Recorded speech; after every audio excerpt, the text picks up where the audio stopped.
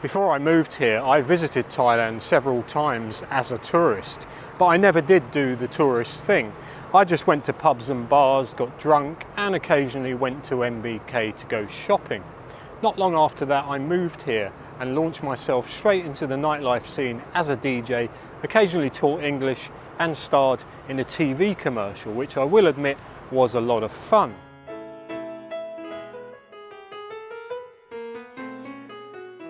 Fast forward 20 years and I've started a YouTube channel, and unfortunately all these tourist places I planned to go to were closed due to the pandemic. And I always had it in the back of my mind to do videos at some of these places. So we're going to visit Wat Saket, the Golden Mountain and the Grand Palace. I know there's been lots of videos done about these places already, but this is my version of it. And also starring in this video in a cameo role is the lovely May.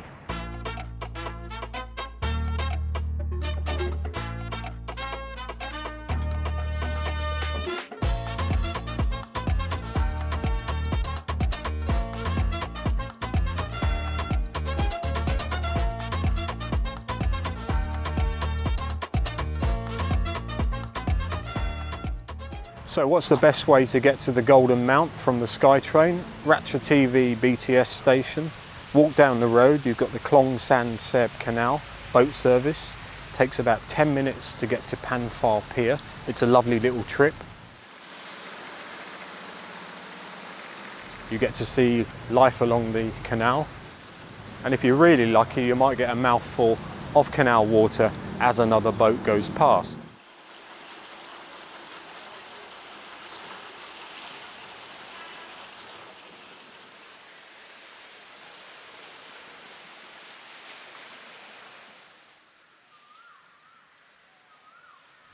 Today I've worn my gold shirt to blend in with the surroundings at the Golden Mount, but I've just seen it in the bright light and it's faded a little bit, so I'm a bit disappointed.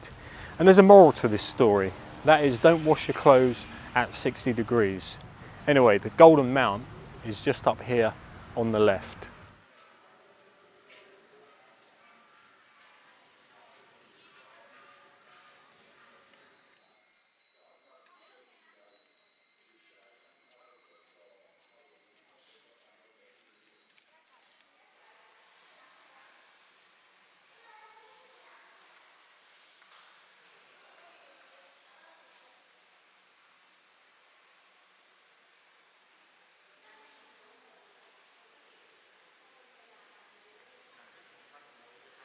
So what do you think of the gold shirt?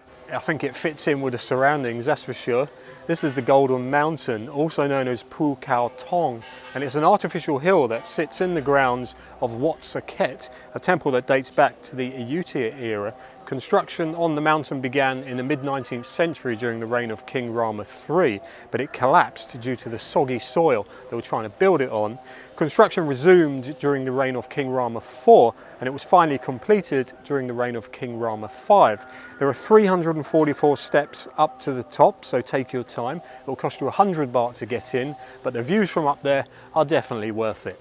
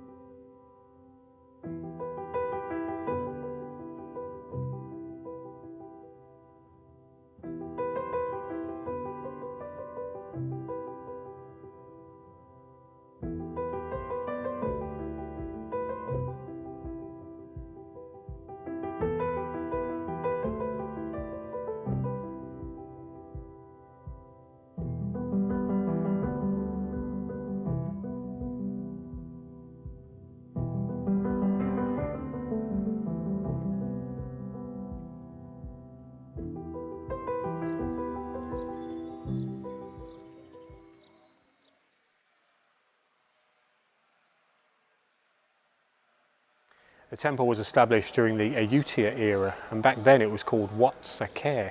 When King Rama I established Bangkok as the capital city on this side of the river, he had the temple renovated and renamed it Wat Saket. That roughly translates into washing hair, and the story goes, on his way back from the war, he stopped here to take a bath.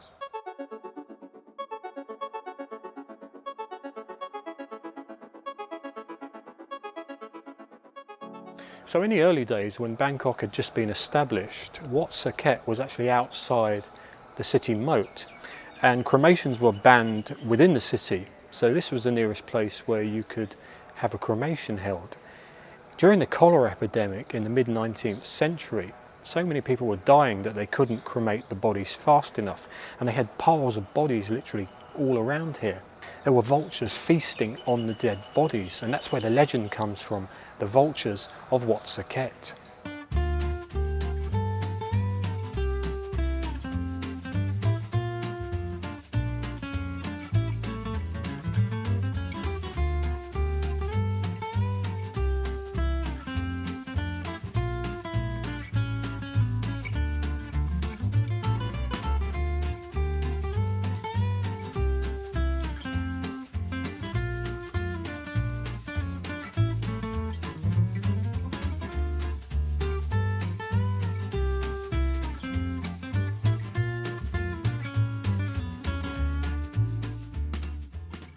So that was a lot of fun, wasn't it? Wat Saket, the Golden Mount. I'm just chilling out for a few minutes in the Fort Mahakan Park alongside the Klong Bang Lampu here. This is where it intersects with the Klong Mahanak, and the boat service along the Klong San Seb Canal starts just over there. Anyway, I'm supposed to be meeting May. I better check the time.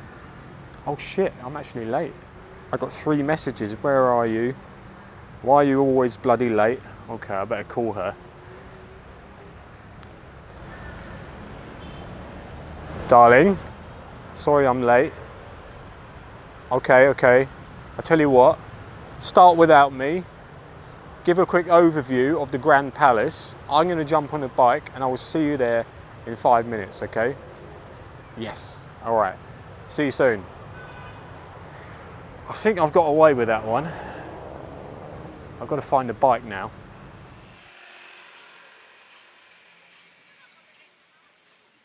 Okay, good afternoon everyone.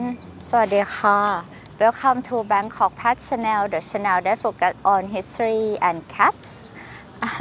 Okay, I'm here today to help Bangkok Pet tell you the story of the Grand Palace. The Grand Palace was built in 1784, 2 years after Bangkok became the capital city. Before that, Thonburi was the capital city across the river. But after the fall of King Taksin, King Rama I had the palace built here. Before the palace was built, there was a Chinese community living on this land. They were then moved outside of the city to what became the famous Chinatown. Until 1975, royal family and government all were based here, but now it is used only for the special events and ceremonies.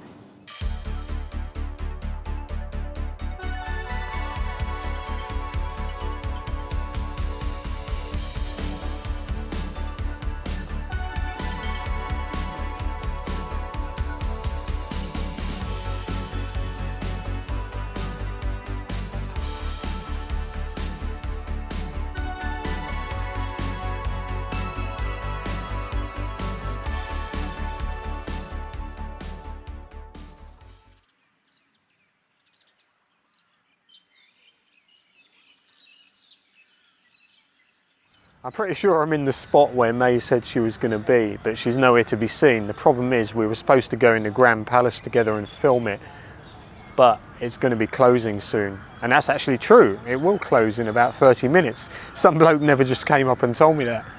Anyway, what I'll do is I will go in the Grand Palace, I will film it, give you a few details on the lowdown and what it's all about, and we'll catch up with May a little bit later. I'm pretty sure she just popped off somewhere for a cup of tea.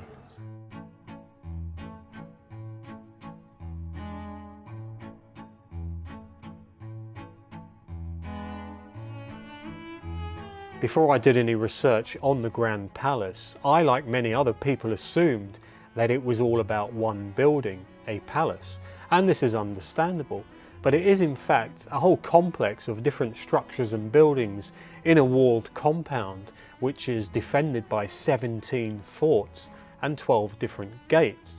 We're going to be looking at two of the most well-known buildings in this compound. One of them is the Phra Thinang Chakri Maha Prasat, that's the main throne hall, and the other one is Wat Prakaew.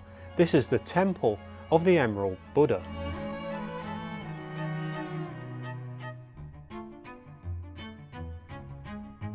The Emerald Buddha had been on an incredible journey spanning many centuries through many countries long before it was put here in Wat Prakaew by King Rama I in 1784. According to a mix of stories and legends, it was created in 43 BC in India, and it went through Sri Lanka, Burma, Cambodia, Siam and then Laos. In 1779, Siam invaded Laos and took the Emerald Buddha. It was placed in a shrine at Wat Arun by Siamese general Chao Chakri. He overthrew King Taksin and created the Chakri Dynasty. He was then renamed King Rama I and moved the capital city across the river from Thonburi to what became Bangkok as we know it now.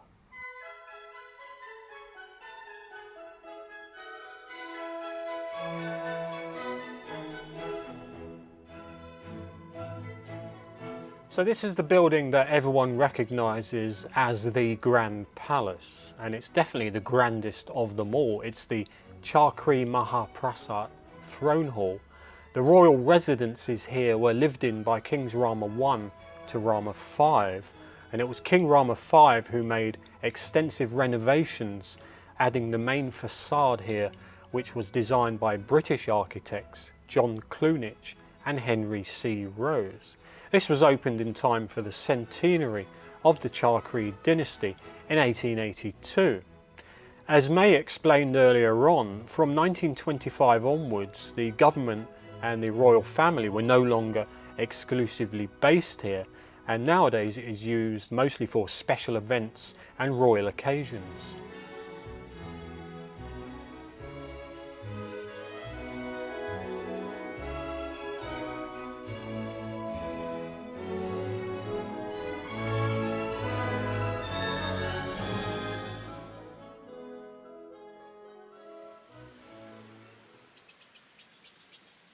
So there we are, the Grand Palace. I finally ticked it off my list. Very interesting, lots of history as you saw. Anyway, my main priority now is to get hold of May and find out where she is. She hasn't answered my last few text messages, which is a little bit worrying, but I'll give her a call. Darling, where are you? Are you still here? I mean, around here? Really? What, did you go and have a cup of tea? Ah, she had 3 cups of tea. Okay, so where are you now? At the entrance to the new subway underground. Okay, which one? The new waiting area. Okay, wait at the top of the stairs and I'll be there in 2 minutes, okay? I'm really sorry, darling.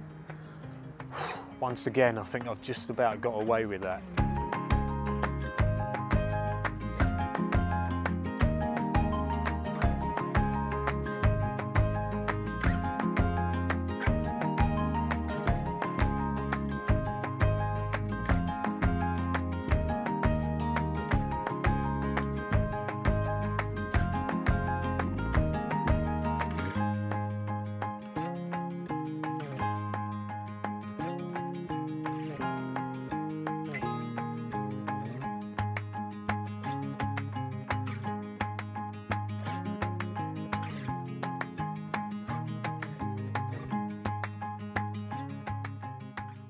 One thing I've always recommended is a nice evening walk around the old city. You get to see all the official buildings, palaces and temples nicely lit up, and it's really relaxing. There's a lot less people around and a lot less traffic, and at the end of it you can reward yourself with a nice cold beer at Khao San Road.